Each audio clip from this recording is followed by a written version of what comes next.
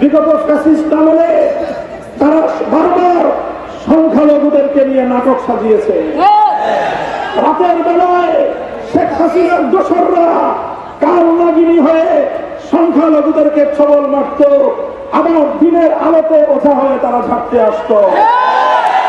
হিন্দুত্ববাদ উৎখাত হওয়ার পর কেউ যদি চিন্তা করেন আমার এই সোনার বাংলাদেশে শাহজালাল শাহ মখদুম খান জাহাঙ্গীরের বাংলাদেশে নাস্তিক্যবাদ প্রচার করবেন, নাস্তিক্যবাদ আমদানি করবেন, আপনাদের সঙ্গে পয়সাতে লড়াই হবে।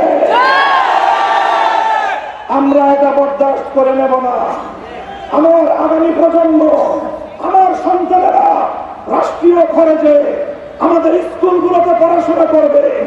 তাদের পাঠ্যসূচি, তাদের পাঠ্যক্রম, শিক্ষা ব্যবস্থা তৈরি করার জন্য সেই সমকামিতার প্রমোটকারী কামরুল হাসান মামুন এবং শামিনা লুৎফা সহ